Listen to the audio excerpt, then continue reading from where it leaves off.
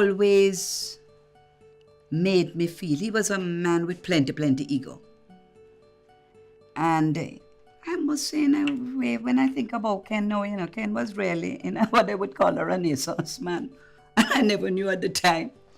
And he gave me a lot of my confidence. He gave me a lot of, you know what I mean, how I feel. I remember once he said to me, Pat, if I would say to him, this was some years after, how do I look, Ken? Going out with. Say, what's wrong with you? You always look good. You set the tone for style. They follow you, but Miss B, you don't. You set the tone. You always set the tone. And I thought, I don't know about that, but he would make me feel that way. And he made me feel as if I could do anything in the physical world, put it that way.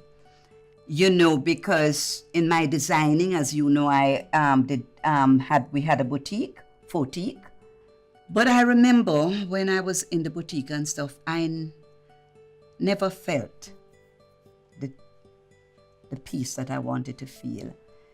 It was just, what is this all about? But I was feeling it from then. What is this all about? And then I never felt as if I had anybody here in Jamaica who I could speak with, because, they just saw the Glitz. 2 MGs. I am driving up and down the orange MG. He is driving the red MG. And we're playing for the crowd. What could you want, girl? The boutique doing so well. You have a car driving around. You have a house. What more could you want? And you have friends and you go to all these parties and you're invited here, invited there, and people want you here. That to them is the Jamaica dream. So what are you talking about? What more do you want? Then, we got the house in the country and going for weekends. I felt an emptiness inside of me that no place or nobody could fill. The void.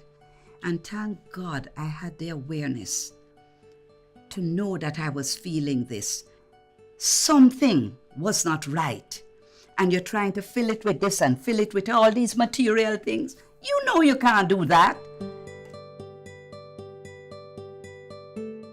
I didn't have the courage to say to Ken, I am going away and leaving this marriage.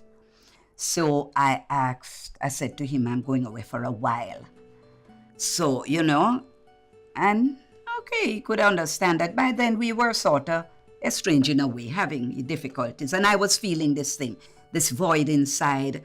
And you think this person is to fill it, this husband, or this daughter, or this work, or this car, or this can fill it. You better fill it, you say. So you go searching. And I said, okay, I wanted to go away, and I went. And then that was quite something. I went, it was to New York then. Susan Taylor, editor-chief of Essence, and I kept looking around. And then I got, she had me at Essence working. What was I at the thing? It's, yes, doing, like a creative director with her. And then I did that. And then, funnily, I was pushed in the home section. They had the editor who was to come from Glamour magazine, was not there yet. And Marcia Ann Gillespie, who was the editor-in-chief then at Essence, said, Pat, I want you to go and, do the creative, set and stuff. So went out to do with the photographer.